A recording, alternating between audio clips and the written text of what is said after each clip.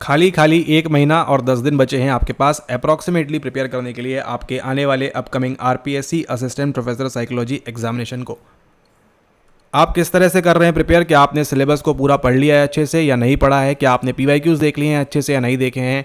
वो सब बात करने वाले हैं आज के इस वीडियो में, क्योंकि ये आपके लिए बहुत ज़्यादा इंपॉर्टेंट रहने वाली है आज की ये वीडियो, क्योंकि उसी के साथ साथ आपको यहाँ पर सिलेबस के बारे में डिस्कस करेंगे एंड उसी के साथ साथ आपको ये भी बताएंगे कि आपके जो क्वेश्चंस हैं रिपीट होंगे आपके पीवाईक्यू से। तो अगर आपके पास ये 2023 का 23-24 का आपके पास अगर पीवाईक्यू नहीं है तो आप ये कंप्लीट पीवाईक्यू ई बुक मंगा सकते हैं। आपको डिस्क्रिप्शन में डिटेल्स मिल जाएंगी, उसको आप फॉलो करें एंड इसको आप मंगा सकते हैं, ठीक है।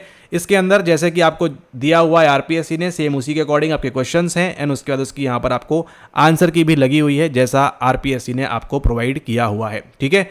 ओके, उसी के साथ देखिए आपको जो ध्यान रखना है किन चीज़ों के बारे में, वो है आपका यहाँ पर देखिए पेपर कितने होने वाले हैं। पेपर नंबर फर्स्ट होगा आपका, पेपर नंबर सेकंड होगा, जो बेसिकली रिलेटेड रहेगा, संबंधित रहेगा आपके कौन से सब्जेक्ट से, आपका रहेगा साइकोलॉजी से। और इस साइकोलॉजी में आपने कितना स्कोर करना है? आपने स्कोर करना है यहाँ पर 24 मार्क्स ऑन द मिनिमम, ठीक है। 24 नंबर आपके आने ही चाहिए दोनों पेपर को मिलाकर, ठीक है। इसको आप ध्यान रखें, सॉरी दोनों पेपर को मिलाकर नहीं, सेपरेट सेपरेट, ठीक है। तो 24 नंबर आपको चाहिए फर्स्ट मार्क्स में, फर्स्ट पेपर के अंदर मिनिमम 24 मार्क्स आपको चाहिए है सेकेंड पेपर के अंदर मिनिमम, तब जाकर कहीं आपका पेपर चेक होगा और आपको आगे के लिए एलिजिबल वैलिड वगैरह माना जाएगा, ठीक है। तो मतलब ये समझ लीजिए आपको 48 नंबर तो लाने ही लाने होंगे साइकोलॉजी में। अब है कितना नंबर का? आपका है ये 150 नंबर का, ठीक है। 150 नंबर में से आपको कितने लाने हैं? यहाँ पर आपको लाने हैं 48 मार्क्स मिनिमम, यानी 50 ही पकड़ के चलते हैं मोटा मोटा यहाँ पर। तो 150 में से 50 तो आपको कम से कम लाने हैं एंड उसके ऊपर आप जितने ला सकते हैं उसमें आपको यहाँ पर, ठीक है। अच्छा 1 मिनट, सॉरी यहाँ गलती हो गई, ये आपका 24 नहीं, कितना था ये आपका? 27 नंबर है, ओके 24 नहीं, so sorry for the mistake. आपको 27 नंबर लाने हैं यहाँ पर, परसेंटेज निकाला अभी यहाँ पर आपका, ठीक है। तो 75 में से आपको कितने लाने हैं? 24 स्कोर करने हैं पेपर नंबर फर्स्ट में एंड 75 में से आपको नेक्स्ट स्कोर करने हैं आपके यहाँ पर 27 नंबर, ठीक है।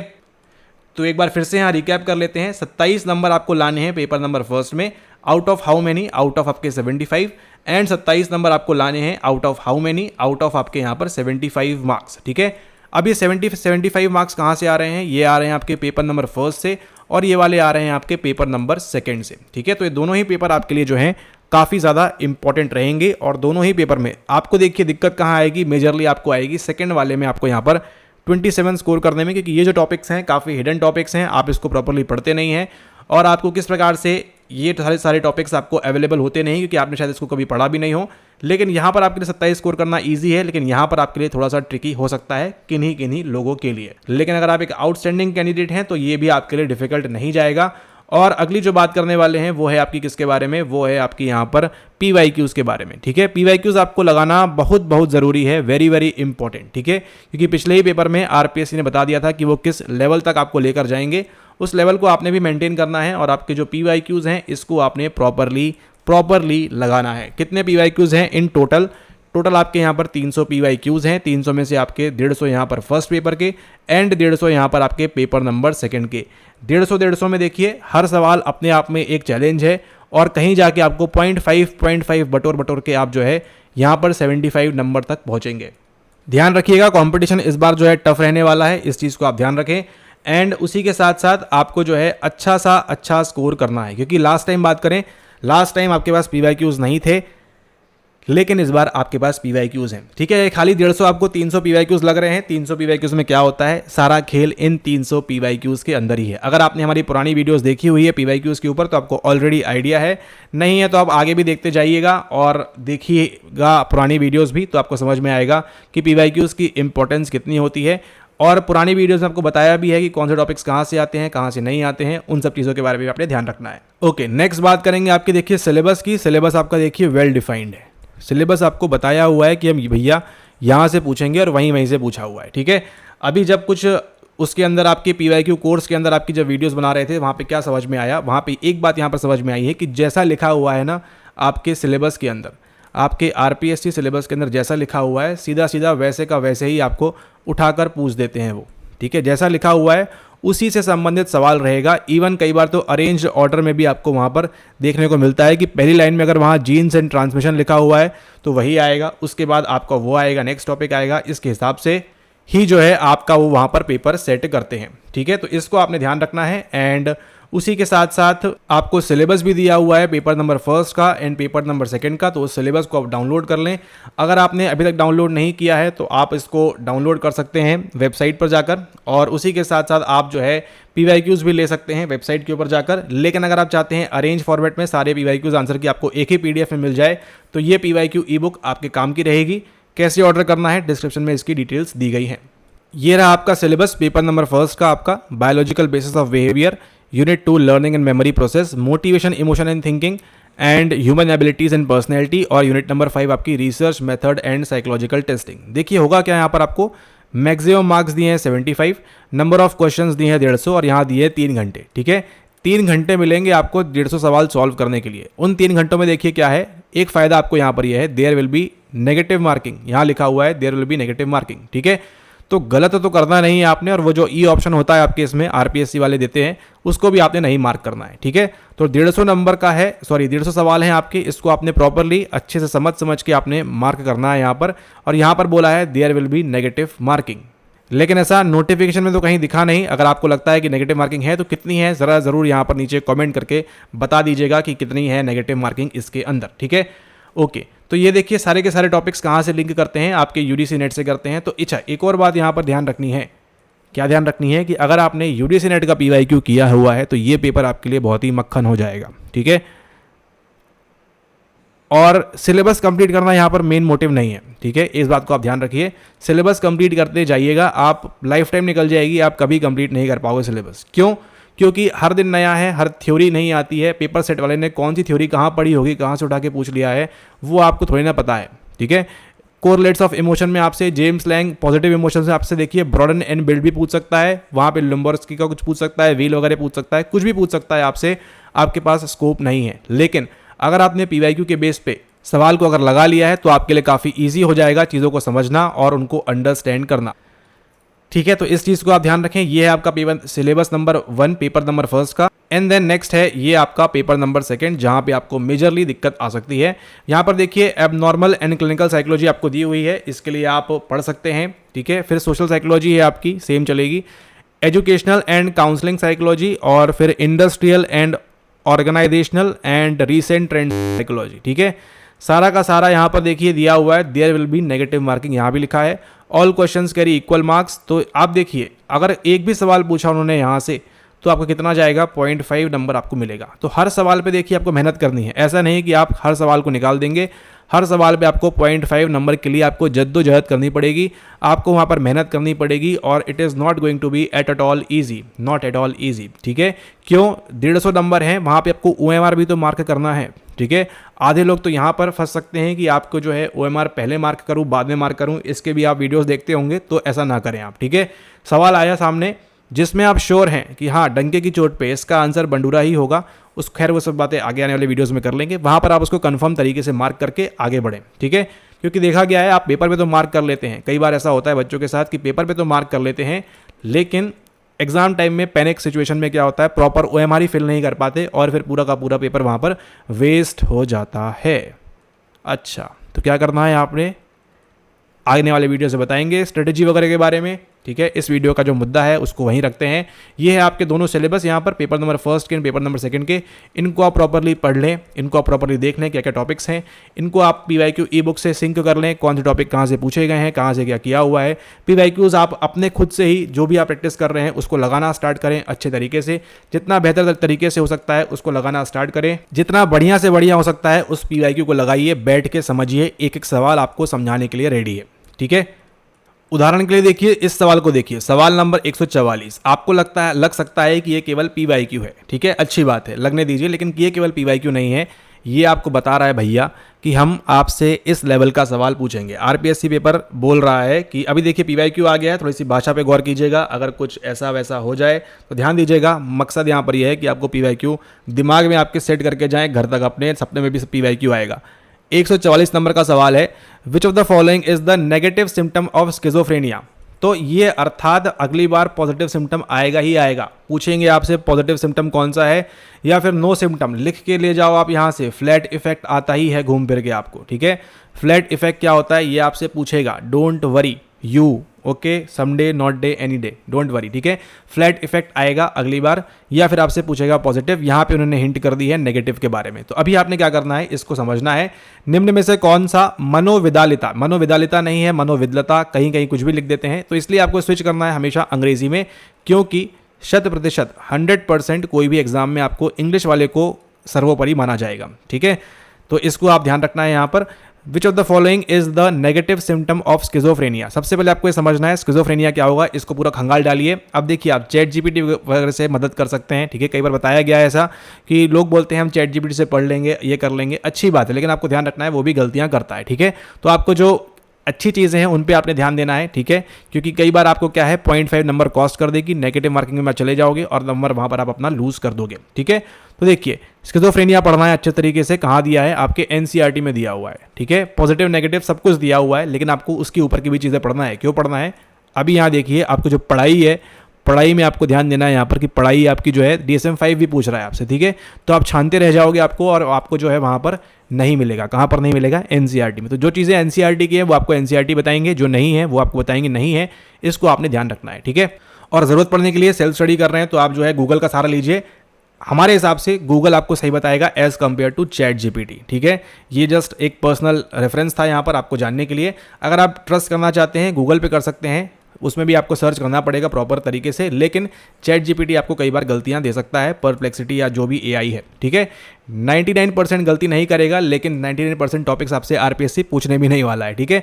वो वही 1% टॉपिक्स में गलतियां बताएगा जो आपसे आरपीएससी पूछेगा और आपको कंफ्यूज करेगा। खैर, नेगेटिव सिम्टम कौन कौन सा है स्किज़ोफ्रेनिया से, तो मनोविदलता के अंदर delusion, ovulation, hallucination, catatonic behaviour, ये सब कुछ आपको जो है एनसीईआरटी पढ़ने मिल जाएगा। तो उसको पढ़िए अच्छे से कि स्किज़ोफ्रेनिया कौन सा होता है, क्या होता है। आप लिख के ले जाओ यहाँ से, हमसे आज से ही नीचे कमेंट कर दो कि आप बताइएगा।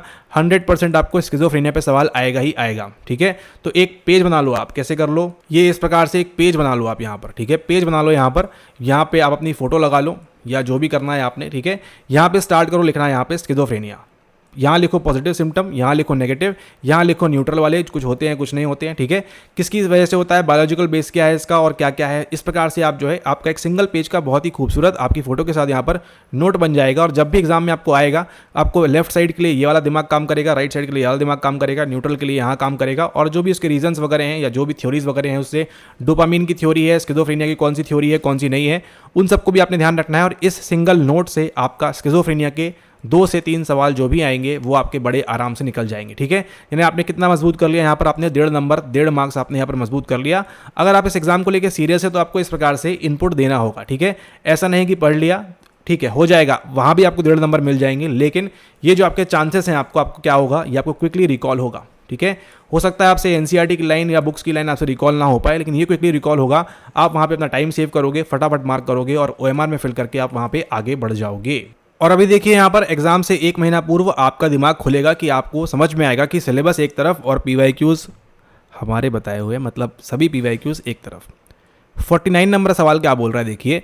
The right of person with disability act, RPDA act, RPW act 2016 includes which of the following aspects. विकलांगताओं के साथ व्यक्तियों का अधिकार, खालिस्तान खालिस्तान खालिस्तान, यहाँ पे जो भी हो रहा है यहाँ पर इस सवाल के अंदर, ठीक है, ऑप्शन दिए हैं आपको, ठीक है। ये आपके सिलेबस में है ही नहीं, आपको जान के आश्चर्य होगा, ये आपके सिलेबस में नहीं है, ठीक है। सिलेबस में नहीं है, फिर भी सवाल पूछा गया तो क्या करना है आपको, आपका आंसर आपको मिल चुका है आई गेस, कि आपको किस पे ट्रस्ट करना है और किस पे आपको नहीं करना है। अच्छा, क्यों नहीं है वो भी बताते हैं आपको। देखिए सवाल नंबर 49 में क्या पूछ रहा है आपसे, 2016 के एक्ट के बारे में। ये आपका सिलेबस है जिसको आप पढ़ रहे हो, इसका ये मतलब नहीं है सिलेबस छोड़ना है, सिलेबस तो पढ़ना ही है, लेकिन उसके साथ आपको जो मेन कंपोनेंट है वो है क्या रहेगा आपका, वो रहेगा आपका पीवाईक्यू, ठीक है। यूनिट नंबर 1 में, अच्छा ये देखिए आपको इतना आइडिया है कि नहीं कि कहाँ पर आएगा, ये ऑब्वियसली यूनिट नंबर 1 में आएगा, मेंटल हेल्थ वगैरह की बात हो रही है, ठीक है, ओके। अब यहाँ पर देखिए आप बताइए कहाँ पे लिखा है कि हम इंडिया का चीज़ पूछेंगे आपसे, ठीक है। देखिए कहीं नहीं लिखा है यहाँ पर, इस लाइन में भी नहीं है, यहाँ पे DSM-5 की बात की है और ICD-10 के बारे में बात की है। चूंकि अब 11 भी आ चुका है तो क्या आप नहीं पढ़ोगे 11 को, या पढ़ना है वो आप देख लीजिएगा क्या करना है आपने, ठीक है, ओके। अब यहाँ देखिए ये दिया है, ये दिया, यहाँ तक कहानी ठीक थी। अब यहाँ पे देखिए केवल लिखा हुआ है मेंटल हेल्थ। क्या आपको समझ में आ रहा है इससे कि मेंटल हेल्थ में आपसे इंडिया के एक्ट पूछेंगे? हमको तो नहीं आ रहा है, और किसी को भी एक जनरल IQ 100, 80, 90 वाले IQ वाले व्यक्ति को शायद समझ में नहीं आएगा कि यहाँ से अगर यहाँ मेंटल हेल्थ लिखा हुआ है तो यहाँ से आपसे इंडिया के एक्ट पूछ सकते हैं। ठीक है, क्या आपको लग रहा है? अगर आपको समझ में आया तो बहुत अच्छी बात है, आप नीचे कमेंट करके ज़रूर बताइएगा कि यस हमको समझ में आया था कि मेंटल हेल्थ मतलब यहाँ पे क्या है, आपसे एक्ट के बारे में आपसे पूछेंगे। ठीक है, तो ये आपको ध्यान रखना है। अच्छा, अगर आपको लगता है कि आपको पता था यहाँ पर कि यस हमको पता है, इसको पढ़ के 2016 के बारे में पूछेंगे, अच्छी बात है, लेकिन फिर आपसे यहाँ ध्यान रखिए 1980 या पीछे का जो असाइलम वो सब था, वहाँ से भी तो पूछ सकते हैं, वो भी तो आपके मेंटल हेल्थ के अंदर गिरेगा। ठीक है, तो ऐसा देखिए, ऐसा जज कर पाना, बता पाना ऐसा काफ़ी मुश्किल होता है। तो आप ध्यान रखिए, सिलेबस सब कुछ नहीं है लेकिन फिर भी बहुत कुछ है, सिलेबस को पढ़ना है। अब मेंटल हेल्थ में क्या पढ़ेंगे आप, कैसे? अब देखिए यहाँ से ना दो चीज़ें निकलती हैं, एक तो आपका एक्ट का सवाल निकल गया। अभी आपसे ये पूछ सकते हैं मेंटल हेल्थ के पॉजिटिव कैसे बनाए रखें हम, इसको नेगेटिव कैसे बना सकते हैं। ठीक है, समझ रहे हो आप यहाँ पर क्या हो रहा है? तो ये आपको चीज़ें ध्यान रखनी है इसके बारे में। ठीक है, ओके। अब यहाँ पे देखो, आपको नहीं दिया है साइकोथेरेपीज़ में। अच्छा, ये भी आपको दिखा देते हैं, साइकोथेरेपीज़ में साइको एनालिटिकल दिया है, ये दिया है, ये दिया है। आपको कहीं भी ये ACT दिख रहा है क्या? ACT, acceptance and commitment therapy, कहीं दिख रही है क्या? नहीं दिख रही है ना, ये आपके PYQ में पूछा हुआ है। ठीक है, तो सिलेबस बहुत इंपॉर्टेंट है, बहुत इंपॉर्टेंट है। क्यों इंपॉर्टेंट है? क्योंकि इसके अंदर जितना लिखा हुआ है उतना तो आपको आना ही चाहिए। ठीक है, logotherapy start to end, group and family therapy start to end, ये स्टार्ट टू एंड, ये स्टार्ट टू एंड, ये start to end, start to end, start to end, start to end. ठीक है, ये आपको बनना ही चाहिए। इतना तो मतलब कह सकते हैं ये क्या है, ये आपका एक प्रकार से दाल चावल है। ठीक है, कि इतना तो मिनिमम आपको आना ही चाहिए, इसके अलावा तो दाल गलने ही नहीं वाली आपकी। ठीक है, ये तो मिनिमम है। अब उसके ऊपर आप जो चावल दाल के अंदर इतना छौंका लगाने वाले हैं, जो भी आप उसको गार्निश करने वाले हैं, वो कितना कर सकते हैं, कितना आप OTT पढ़ सकते हैं, ओवर द टॉप पढ़ सकते हैं, वो आपके ऊपर डिपेंड करेगा। लेकिन बेसिक रिक्वायरमेंट क्या है? बेसिक रिक्वायरमेंट ये है। उसके बाद अगला जो है डेजर्ट आएगा, वो क्या है? वो है आपका यहाँ पर PYQ। ठीक है, PYQ आपके लिए इंपॉर्टेंट रहने वाला है बहुत ज़्यादा, एंड नॉट जस्ट आपका RPSC का। अगर आप थोड़ा भी स्मार्टली प्रिपेयर करना चाहते हैं तो अगर आप यहाँ पर एक काम कर लेंगे, और वो काम क्या है? वो काम है आपका ये वाला। अगर आप UGC नेट के PYQ लगा लेंगे तो आपके लिए और मक्खन हो जाएगा ये वाला पेपर। UGC नेट का PYQ कहाँ से लगाना है? 2019 से लगाना है 2025 तक। ठीक है, और लगाना कैसे है? जैसे आप RPSC का लगा रहे हो वैसे ही लगाना है। ये नहीं कि देख लिया आंसर हो गया, डिक्टो कॉपी पेस्ट हुआ है यहाँ से। ठीक है, कॉपी पेस्ट हुआ है। तो अगर आप चाहो तो आप UGC नेट की PYQ ई-बुक भी आप ले सकते हो। ठीक है, जिसके अंदर आपको यूनिट वाइज अरेंज किया हुआ है सभी चीज़ें। ठीक है, और उनकी ऑफिशियल आंसर की के साथ में, तो इसको भी आपने ध्यान रखना है, इसको भी आप प्रैक्टिस कर सकते हैं। लेकिन ये बात की बात है, पहले आपको जो ध्यान देना है किसके ऊपर? ध्यान देना है आपको इस वाले RPSC PYQs के ऊपर। ठीक है, ये आपका सिलेबस है। यहाँ पर देखिए, ये भी सिलेबस है। यहाँ पर देखिए आप, यहाँ पर कहीं पे आपको पूछा गया है थेरेपीज़ के बारे में, और वहाँ पर कहीं भी नहीं लिखा है एक्सेप्टेंस एंड कमिटमेंट थेरेपी, लेकिन फिर भी आपको सवाल डाला गया है। तो इन चीज़ों के बारे में आपको जो है ध्यान रखना है अच्छे से, कि क्या पूछ रहे हैं आपसे, क्या नहीं पूछ रहे हैं। सिलेबस तो आपने पढ़ना ही है, कवर करना ही है, लेकिन उसके साथ साथ आपको जो है अच्छे तरीके से पढ़ना है। किसके बारे में? अच्छे तरीके से पढ़ना है आपको आपका PYQs। ठीक है, ये जो आप देख रहे हो theory of plant behaviour, copy paste है कहाँ से, वो आपको बता दिया है ऑलरेडी। ठीक है, तो ये सब चीज़ें आपने ध्यान रखनी है, पढ़ना है अच्छे से। एग्जाम आपका नियर अबाउट है, आने वाला है। देखो DSM-5 2-3 बार पूछा हुआ है। ठीक है, ये आपका आएगा आने वाले समय के अंदर, तो इसको आप ध्यान रखें अच्छे से। और जो भी आपके लिए इंपॉर्टेंट चीज़ें हैं उनको आप प्रॉपरली फॉलो करें अच्छे तरीके से, क्योंकि यहाँ पर देखिए ये भी देखते जाइए, 43 में देखते जाइए, the right of person disability act 2016। कहाँ लिखा है आपके सिलेबस में कि हम ये पूछने वाले हैं? आपको दिखा क्या? हमको तो नहीं दिखा। आपको दिखा हो तो ज़रूर बताइएगा। हमको तो नहीं दिखा कि ये पूछेंगे आपसे, लेकिन क्या किया है इन्होंने यहाँ पर पूछा हुआ है। ठीक है, तो आपको जो हिडन चीज़ें हैं उस पर भी आपने ध्यान देना। देखिए जादुनाथ सिन्हा की बात कर रहे हैं यहाँ पर, ये तो कोई अलग ही बुक से उठा के ले आए हैं, आपकी UPSC वाली किताब से ले आए हैं इसको। ठीक है, तो इन चीज़ों के बारे में आपको ध्यान रखना है। सिलेबस को आप जो है अच्छे से करते जाएं। कुछ थ्योरीज ऐसी हैं जो कभी नहीं आएंगी, उनको आप ध्यान रखें। एंडरसन बुशमैन की आ गई यहाँ पर GM मॉडल। ठीक है, तो जो आपको पाथ गोल थ्योरी आ गई है, लीडरशिप भी पूछ रहे हैं अच्छी खासी आपसे। ठीक है, तो जितना आपसे हो सकता है। टकमैन का देखिए आपसे पूछा है, रिपीट PYQ आपका नेट का चल रहा है यहाँ पर। ठीक है, ये आपकी रेटिंग स्केल आ गई है, आपको मिल जाएगी ई-बुक में। एंड सभी प्लानिंग पॉलिसी देखिए फिर से लग गया यहाँ पर आपका। तो आपके लिए UGC नेट का PYQ इंपॉर्टेंट रहेगा।